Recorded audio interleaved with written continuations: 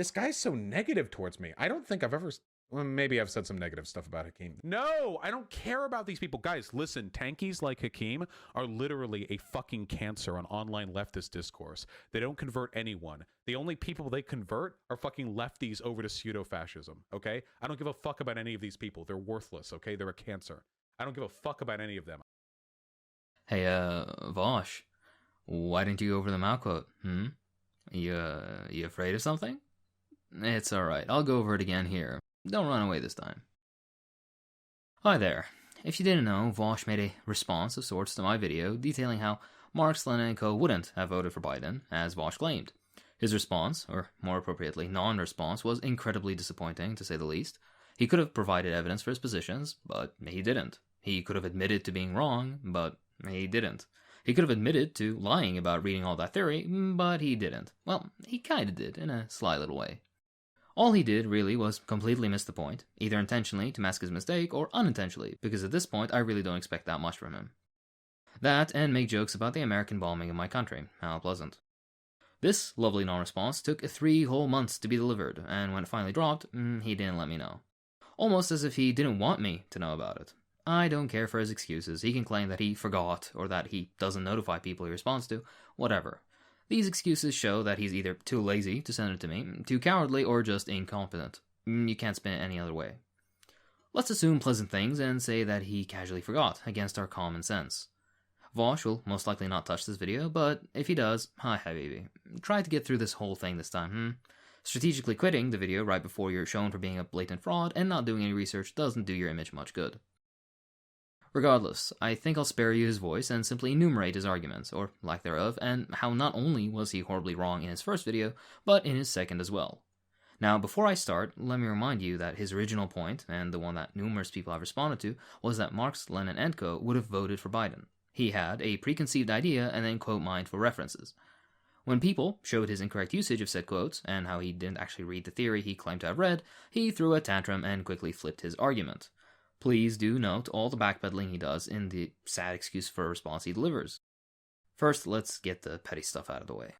In this video, which you can watch for yourselves, he called me a pseudo-fascist. What exactly pseudo-fascism is, well, who knows? I don't really think he knows what fascism is. To him, apparently, anyone that points out his mistakes is a fascist. How lovely. Apparently, I'm the evil, tanky authoritarian, but he's the one that tries to shut down all dissent by labeling those that disagree with him tankies, and actively tells his audience to not even watch their videos or engage with their ideas. In his non-response, he said of both BadEmpanada and I that, and I quote, "we're not worth listening to."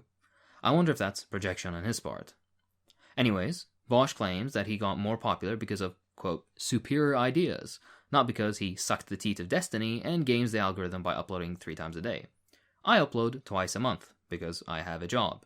Not to disparage streamers, but working as a physician in a central hospital during a pandemic affords slightly less free time than streaming from home. Also, this isn't the first time he brings up subscribers. He even complained that my video has roughly the same amount of views as his. It shows how hyper-focused he is on his platform and his online presence. It seems to me that he cares way more about that than about the cause itself.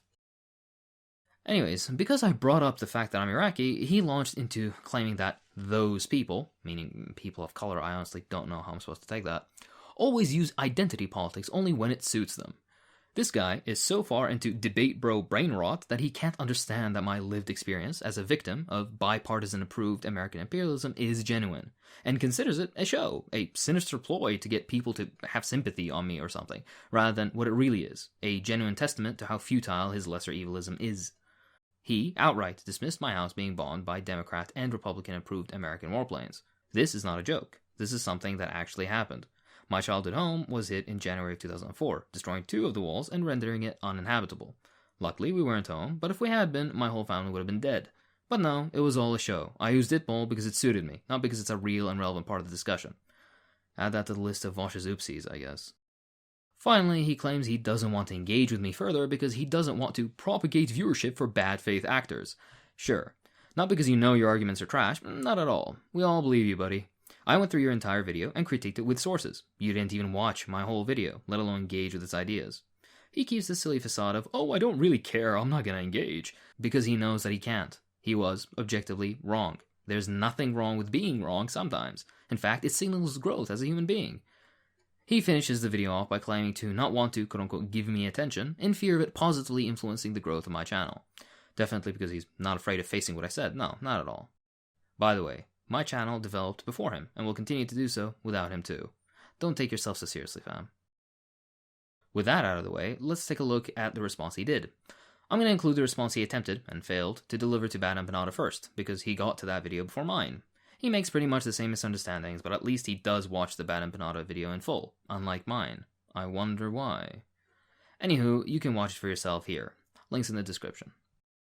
In his response to BadEmpanada, he begins by claiming that he doesn't care what theory says, claiming that long-dead 19th and 20th century men couldn't imagine the world as it currently is.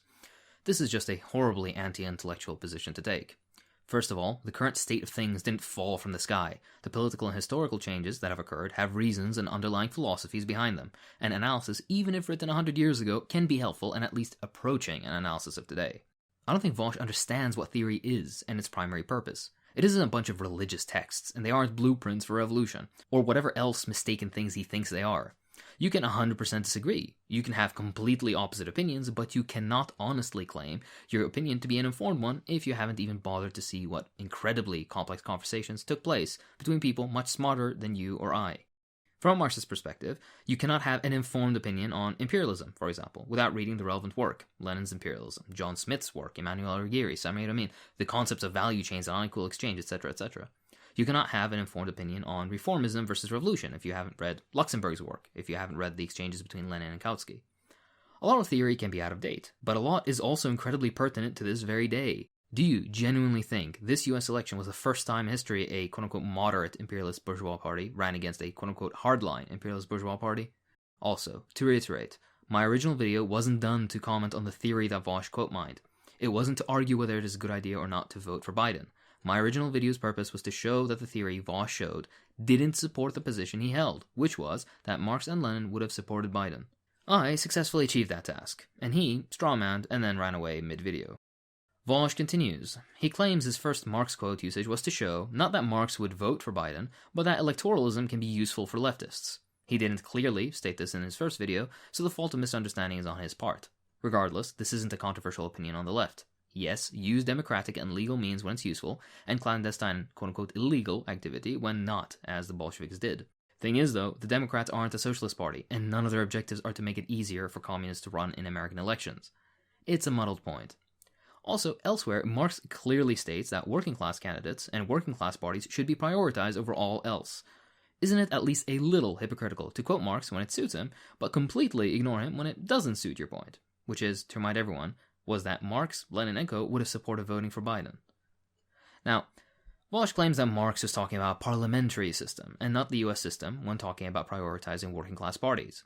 This, along with the idea that somehow the Democrats could radicalize people, or that they would make a system with other parties more viable. Europe has many parliamentary systems. How well has that worked out for their left-wing parties? Exactly, not very well. In a bourgeois democracy, the bourgeois candidate wins. It's that simple. You cannot point to an instance in modern history where a genuinely anti-establishment and anti-capitalist candidate ran, won, and managed to live through his term or push any meaningful change through the ruling class propaganda campaign against his intentions, the mass of bourgeois red tape holding up progressive edicts, and outright resistance or boycott by the rest of the political system. Moving on, at the 1140 mark, Vaush betrays his complete lack of understanding of both history and theory for the nth time. He completely misunderstands what a bourgeois democratic revolution is, and the events of the Russian Revolution from February to October. What BadEmpanada was talking about is the Constitutional Assembly after the February Revolution, meaning a bourgeois democratic revolution. He made this same misunderstanding when talking about Mao's position in his original video, and conveniently didn't watch that bit of my video when he was responding to it. I wonder why. Vaush continues, claiming that you can elicit change from within the Democratic Party, and then nonsensically claims that Bernie Sanders did so by, quote, radicalizing more people than socialists have in the past half-century. Where exactly is this radicalization, though? Vaush, don't just pause and pop a blood vessel. Listen. Yes, many people have had more progressive views on the LGBT community, on race relations, for example, etc. But I have yet to see massive calls for the overthrow of capitalism. In fact, when you talk to the average Bernie follower, you realize that they want European social democracy and not socialism. They want a kinder, gentler capitalism. They still have all the same reservations as Americans before them did. Bernie only solidified that view by highlighting only Nordic social democracies and calling countries under imperialist threat and their leaders, like Maduro, dictatorships. Even with that incredibly bare-bones and generous definition of radicalization, the Democrats absolutely decimated Bernie, discrediting him and sidelining him for the usual establishment types. Where the sense in the argument is, I don't know. Vaush continues, claiming that a caucus within the Democrats is superior to a working-class organization because it can get more media attention and somehow affect change that way. How has that worked out so far? Look at Vaush's favorite example of the Justice Dems. All of them, and I mean all, have affirmed meaningful support for capitalism, Israel, American imperial ambitions abroad, and on and on. These are the progressives you hail? Also, it's incredibly naive to think that the American state will just sit by and allow for the very comfy bourgeois democratic facade to be infiltrated by genuinely radical movements. The lifelong war criminal and segregationist Biden will lead an administration that will serve the exact same capitalist class interests of the Trump administration. Billionaire oligarchs, the military-industrial complex, banks, Silicon Valley, Big Pharma, and Wall Street. Let's continue. Vaush seems to believe that since third parties have been tried, it's now time for a caucus in the Democratic Party. First of all, the major reason those parties failed was because of oppression by the American state. They were targeted at every level, with illegal assassinations, torturing, imprisonments, public propaganda campaigns, on and on. Did you forget that Eugene Debs was arrested half a dozen times? Did you forget that Fred Hampton was assassinated? Have you not read about FBI infiltration of the incredibly popular Maoist groups of the 60s and 70s? No, of course you haven't. Regardless, let's take his position on the failure of third parties and the viability of caucus within Democrat building at face value. Okay, why not both? Really, why not? First of all, ML positions in the US have generally been to build up working class organizations, usually in the spirit of the Black Panthers. These sort of institutions were incredibly popular and still can be. Why not develop said working class organizations along with electoral participation along numerous fronts? A working class party, a caucus that infiltrates the Democrats, disrupting the system from the inside and supporting that party, and working class organizations in the spirit of the Black Panthers all supporting each other in turn. Moving on, Vaush yet again misunderstands the quote from Lenin on supporting the Hendersons and the Snowdens, where Lenin is advocating for two things. First, and most primary, is that all of this work is done in the context of a working-class organization, and second, that the only real benefit of supporting those that he considered to be quote-unquote hopelessly reactionary, still more radical than the modern Democrats though, is for the working class to become disillusioned with them and move on to more radical politics. Lenin even mentions some parliamentary support for the reactionaries. Some parliamentary support doesn't mean make them president, for God's sake. This game doesn't work in the US. The American people have gotten worse political representatives year in and year out. Haven't they had enough disillusionment? Bernie was pushed out. AOC is becoming more of an establishment Democrat by the minute. What exactly do you think will happen? That the revolution will be ushered in by the Democrats? This all underlies many more misunderstandings, especially regarding the absolute lack of revolutionary potential that the US currently has, and will most likely have for a long time. At best, you can hope for better domestic conditions and reduced imperialist ambitions, two contradictory aims, as the very reason the US is as wealthy as it is because of imperialism. Cutting imperialism will reduce the crumbs the working class gets and hence worsen conditions. This leads into a conversation about labor aristocracy and the prospects of revolution in a country on the decline, but all of this requires Vaush to read some theory. Not from 100 years ago, I'm talking stuff that was written like 3 years ago. Literally not a high bar to clear, asking for someone to do the basic level of research to hold an informed opinion. But all of this doesn't matter, because his original opinion is still wrong. On every level, Marx, Lenin, and co. did not advocate for what boils down to voting for Biden and supporting the Democrats. He's still arguing two contradictory positions. One is to support Biden, an establishment Democrat, into power, and the other is to build radicalism within the Democrats. Approaching the conclusion, Vaush doubles down on the idea that Marx would have voted for Biden. He's doubling down on being wrong, essentially. Have some humility and admit you're wrong when you're wrong. Nobody's keeping score here. If you genuinely cared about the movement, you wouldn't hold silly dogmatic positions that you're emotionally attached to. Lenin admitted his mistakes, so did Mao. I think you can too. I believe in you. Vaush then also claims you're a theory. Again, he didn't. Now the good faith criticism on my part ends because Vaush is being intentionally disingenuous the rest of the time. He completely twists an argument BadEmpanada made, where BadEmpanada simply says that the Democrats are a liberal bourgeois party, and that the way the party is set up, working class proposals will never make it to the floor for discussion, let alone adoption. This is an objective fact, and has been for decades. Vaush interprets this as saying that the Democrats don't make abject failures of themselves, thus alienating voters. For a guy who talks about reading comprehension all the time, he clearly lacks listening comprehension, as well as other forms. At the 41-minute mark, you see an annoying tactic Vaush uses. Whenever Vaush claims to anticipate arguments, for example when he quote-unquote predicts that BadEmpanada will mention that the Democrats are the Liberal Party and not the Radical Working Class Party, Vaush claims that since we don't have a Radical Working Class Party, we should vote for the Democrats. This is a fallacious point. Your argument isn't valid to the quote you cite. Just admit you're wrong. If there is no working class party organization, a proper study of the situation is required. The correct answer cannot be, oh yeah, let's just vote for the Democrats and do nothing else that tangibly matters to pushing them left. A strategy that Europeans have tried forever, by the way, and one noted for its continuous failure. Argue that point on its own, fine, but don't bring in an out-of-context Lenin or Marx quote and claim it supports your mistaken position when it objectively doesn't. Vaush repeatedly gets annoyed at BadEmpanada making the correct observation. Vaush said Marx, Lenin, and co. would vote for Biden and the Democrats. He then presents evidence that doesn't say what he thinks it says.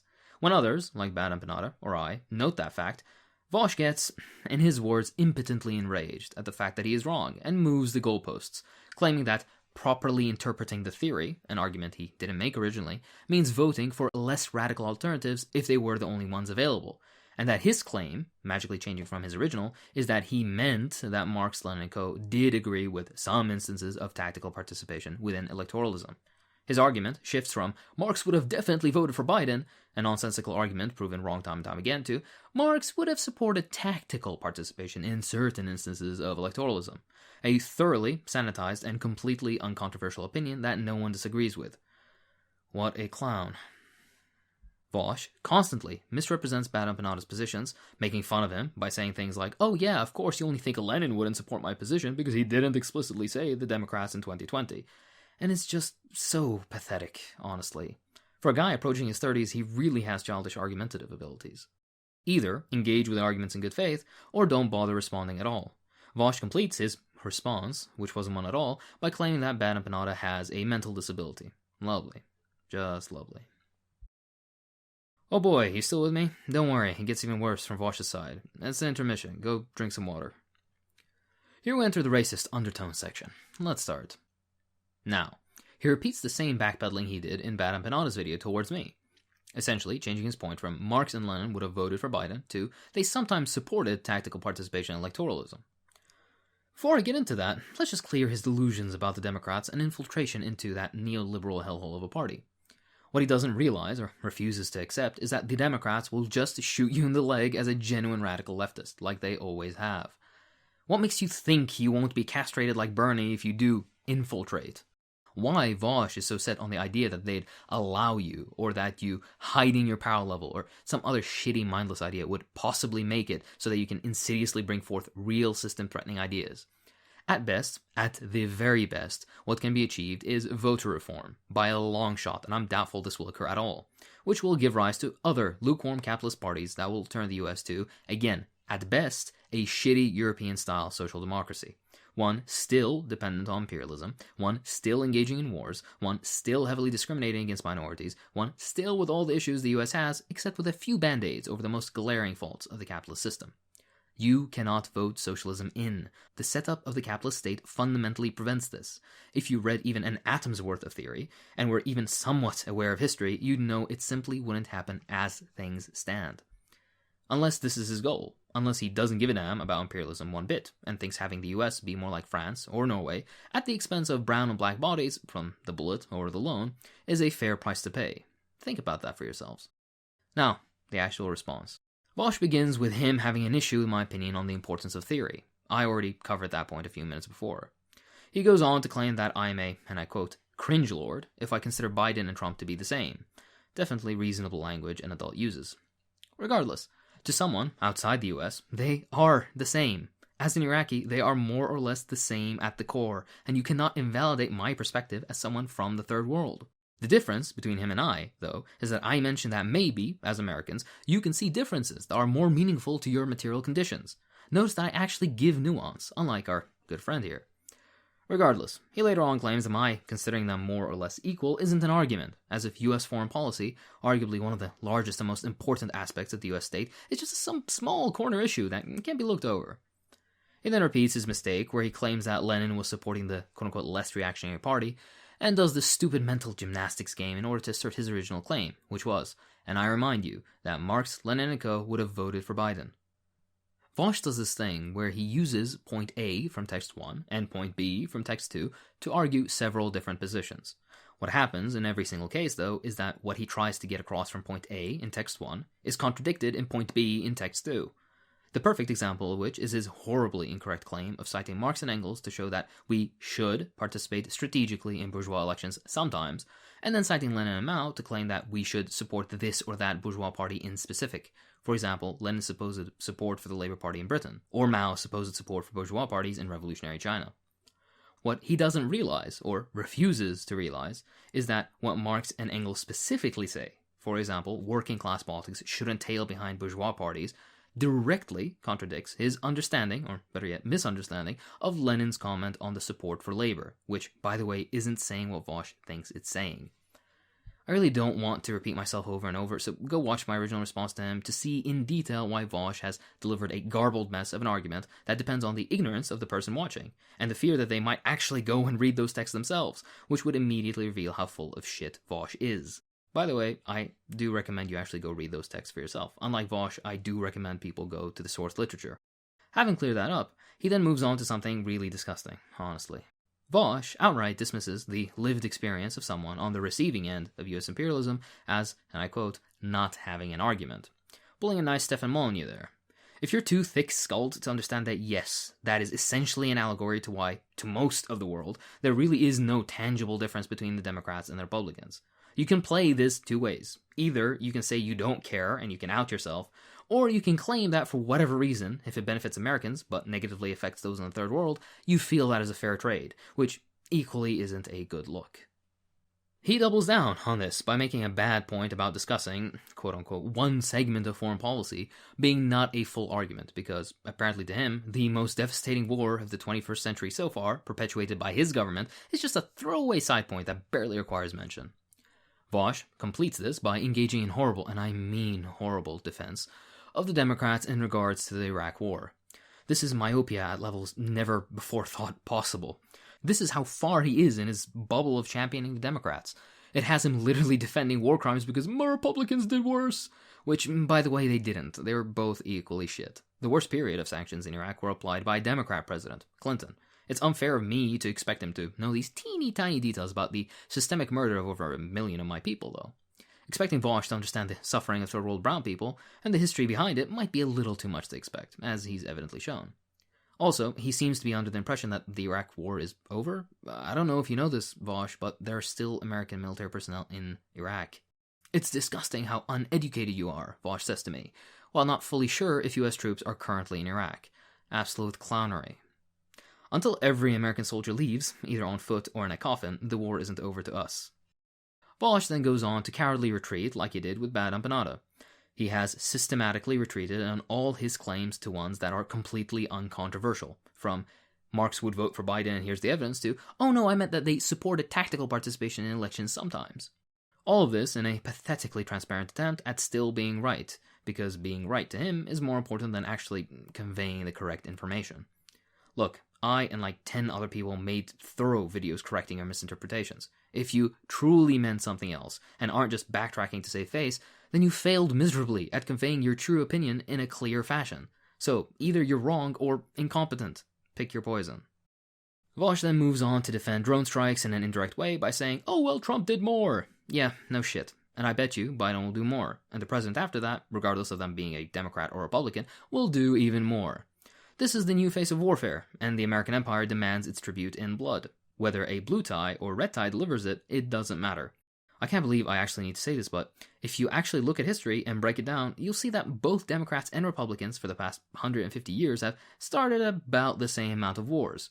There's no argument here. On foreign policy, and where it counts, like my countrymen being killed, the US is essentially a one-party state. Unless you don't care, which, well, speaks for itself.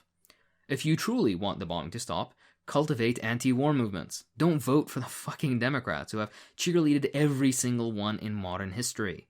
Oh, wait, that didn't even occur to you, because brown and black people abroad don't matter unless they have a successful revolution. In which case, you'll denounce them and toe the line of American foreign policy, cheering right alongside them. How convenient. Vaush goes on to repeat his point from BadEmpanada's response, where he hyperfixates on the unviability of third parties, something I'm not advocating for, and constantly attacks that point.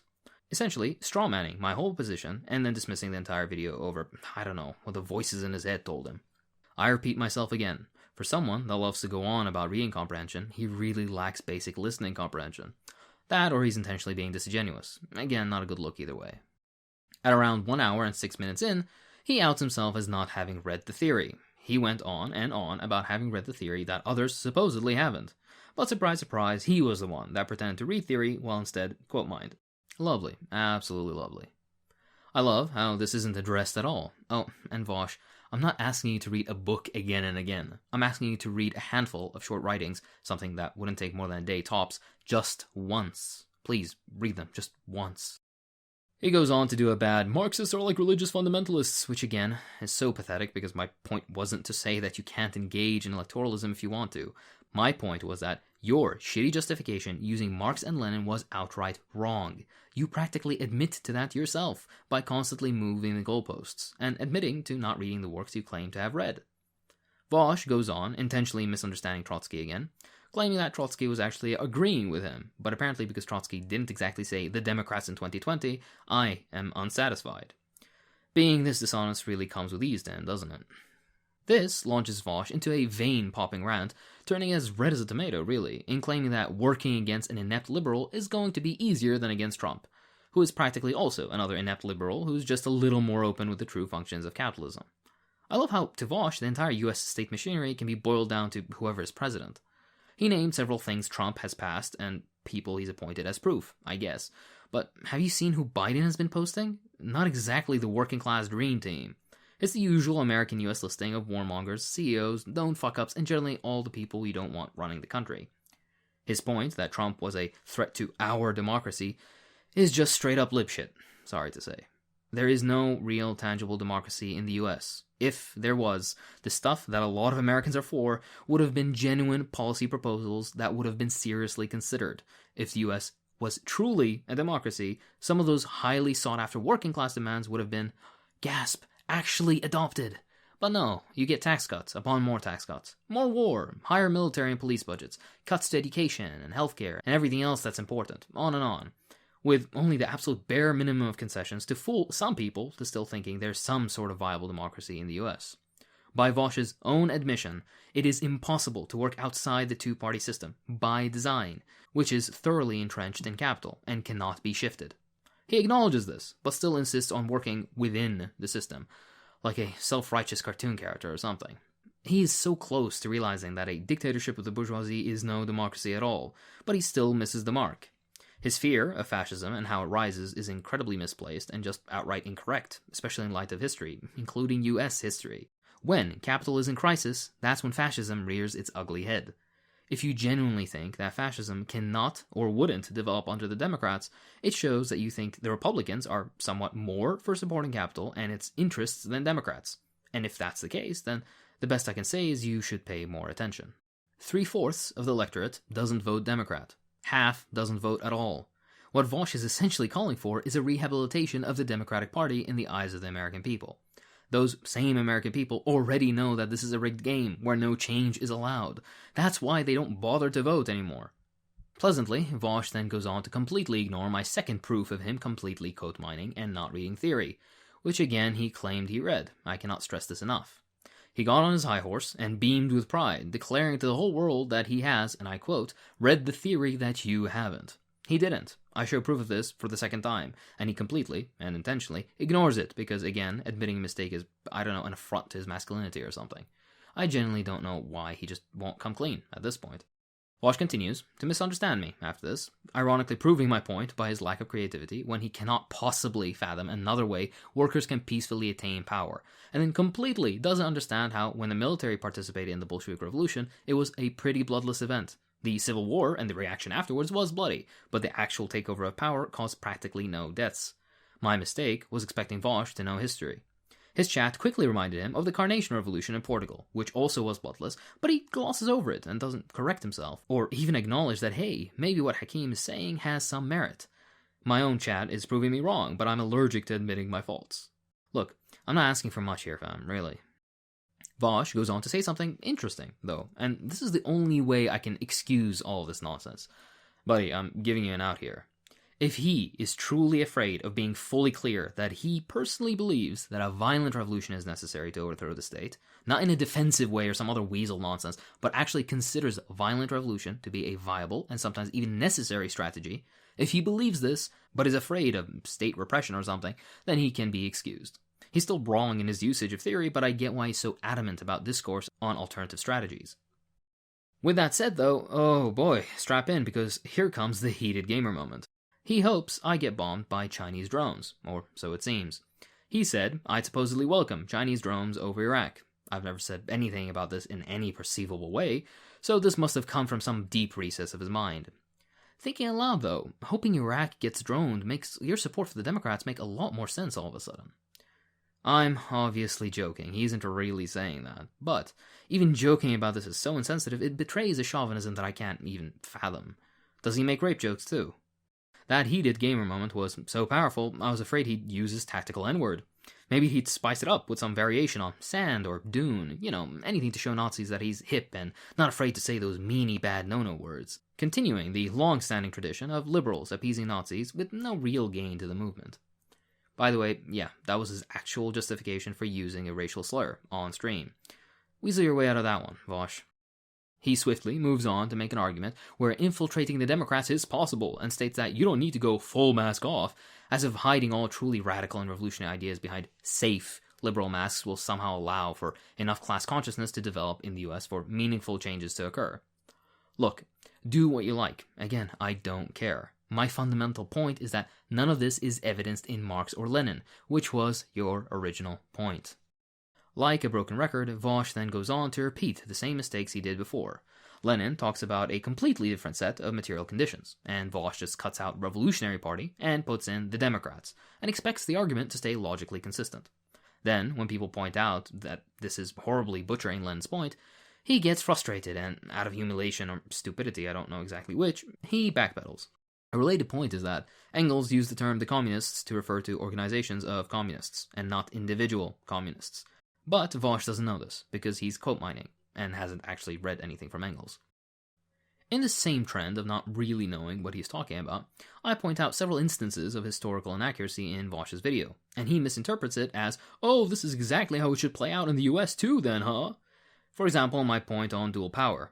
He claims people strawman him, but he's done nothing but either not listen to my arguments or completely strawman me this whole response. It's honestly really sad. Also, again, he tries to weasel his way out of my third proof of him not reading the theory by claiming that he apologizes for not memorizing every footnote. The short article has 6 short footnotes, and he claimed to have, and I quote, extensively read this the night before. This is verbatim from our boy Vaush. I say this in the original video.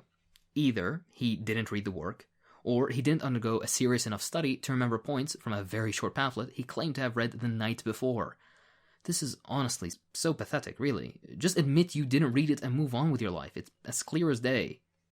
Vaush then goes on to misunderstand my point on why theory is important when I compare it to medicine. I'm not saying theory is a concrete science. What I'm saying is that, like reading about literally anything else, you can avoid common pitfalls and dead ends others encountered. More information and education is never a bad thing. And now I'm repeating myself from the video that he ignored, but this doesn't mean you can't disagree or forge your own path, but please, for the love of God, have at least some understanding on these debates, because the big brain takes you think you have were had by much more intelligent people before you, and were thoroughly torn apart by people even more intelligent than that. Disagree, think your own thoughts, but also read. It really wouldn't hurt you. I'm surprised I've had to repeat this point so much. After this sad display, Vaush starts complaining that I don't address the analysis he derived. I don't know how you derive something from works you didn't read, but I digress. Not to repeat myself yet again, but absolutely no listening comprehension. The point of my original response video wasn't critiquing your opinions on electoralism. It was critiquing your mistaken use of Marx, Lenin, and Co. as support for those opinions. I don't care if you think supporting the Democrats is good or not. I even say this in my video. Support them if you think it is a good idea after a proper and informed study of the situation. But don't claim that Marx or Mao would have as well, because you're objectively wrong. Thanks for yet again doing what you accuse others of doing, missing the point. Vaush then goes on to completely misunderstand my statement that a lot of state repression, especially the flirting with fascism kind he loves to invoke so much, also occurred under Democrats. He essentially dismisses the point because he didn't understand it. How lovely. Add some history reading to the list, I guess. After that, he repeats his bad faith painting of me as a quote-unquote religious fundamentalist type when I say that if capital benefits from an autocratic takeover, then that's what'll happen, as proven by history. Germany, Chile, the Philippines, practically all of Latin American history is a testament to this, but he, unable to understand the point, or simply dismissing it in case it might make me look good, pauses in the middle, skips over, and starts claiming that I'm annoyed he, quote, defiled the sacred texts. Nah, buddy, but I do think you're annoyed that I defiled your divinely guided Democratic Party, though. To conclude, he goes on a horrible monologue where he condescendingly talks down to me and claims that he'll get Biden to stop all the bad that the US does, and all that, which apparently was a joke. Even, as insensitive of a joke as it may be, his delivery was so bad that his audience actually thought he was being serious. Where's the funny, Vaush? The dead Iraqi children aren't laughing. Oh, wait, oh no, that's me using it bull again, oh fuck! Aye. He then complains about foreigners following our politics. Habibi, Hayati, Hubbi Nur Aini, I follow US politics because my life literally depends on it. I don't know if you remember, but the failure of the American left in developing a proper anti-war movement resulted in the illegal invasion and occupation of my country, which caused the deaths of millions and irreparable destruction to the land and its memory. But no, I should stand by like a good brown when the whites are discussing their politics. Get a fucking grip. Vaush then rage quits my video. Strategically, of course, because the last 15 minutes or so were the most damning. He for sure skimmed the video before and chose that point to eject because he couldn't possibly twist his absolutely trash understanding of Mao and the concept of new democracy into something that wouldn't just reflect his absolute lack of comprehension of very basic concepts. Also, I show that he just quote-mined, again, and after ignoring me for the first 3 times, it gets a little tougher to argue in good faith that he just missed those bits. Let's show that again, actually, shall we? Now, how would you feel if I told you that conditionally the old leftist theorists were in favor of the promotion of capitalism and bourgeois democracy as an alternative to complete autocracy? I read from you now a segment written by Mao Zedong. If any communist or communist sympathizer talks about socialism and communism but fails to fight for this objective, if he belittles this bourgeois democratic revolution, relaxes or slows down ever so slightly and shows the least disloyalty and coolness or is reluctant to shed his blood or give his life for it, then wittingly or unwittingly, such a person is betraying socialism and communism to a greater or lesser extent and is certainly not a politically conscious and staunch fighter for communism. I noticed this in a lot of what I read from Mao, by the way. Mao was very big on the fight and die kind of talk, you know? Quite a bit more than Lenin and Marx. It is a law of Marxism that socialism can be attained only via the stage of democracy. And in China, the fight for democracy is a protracted one. It would be a sheer illusion to try to build a socialist society on the ruins of the colonial, semi-colonial, and semi-feudal order without a united, new democratic state, without the development of a state sector of the new democratic economy, of the private capitalist and cooperative sectors, and of national, scientific, and mass culture, i.e. a new democratic mass culture, and without the liberation and the development of the individuality of hundreds of millions of people. In short, without a thoroughgoing bourgeois democratic revolution of a new type, led by the Communist Party. Again, the quote itself refutes his position. He seems to have completely missed, although he did in fact read the segment. In short, without a thoroughgoing bourgeois democratic revolution of a new type led by the Communist Party, Mao isn't supporting bourgeois democracy. He's supporting new democracy. This is what not reading theory does to you. He completely misunderstands what new democracy is and is assuming it's just plain old liberal democratic bullshit when it isn't. All of this is valid only under the presumption that there exists a communist party in the leading position, a people's army with control of large areas of land, and a massive movement capable and willing to overthrow the current order so that they can begin the construction of socialism. All of this within a country that is agrarian and semi-feudal in development, not the highly industrialized and wealthy United States. None of these conditions exist in the US. Putting aside the fact that Vaush doesn't understand what a bourgeois democratic revolution is, he's also incorrectly applying this quote from 1945 China to the modern United States, despite Mao talking about a necessary stage of development of the Chinese Revolution in which foreign domination and imperialism is overthrown and a connection with the national bourgeoisie is made. This leads into a discussion of the development of socialism within agrarian and semi-feudal nations, which is outside the scope of this video. Nothing about quoting this is valid. It doesn't support his position on Biden, it cannot be applied to the modern American situation, and most importantly of all, it doesn't say what Vaush thinks it says. What Mao was saying was valid when these conditions existed. Number 1, the Japanese aggressors have not yet been defeated. Number 2, the Chinese people urgently need to work together for a democratic change in order to achieve national unity, rapidly mobilize and unite all anti-Japanese forces, and defeat the Japanese aggressors in cooperation with the Allies. And 3, the Kuomintang government is disrupting national unity and obstructing such a democratic change. This is a direct quote from the work Vaush is citing.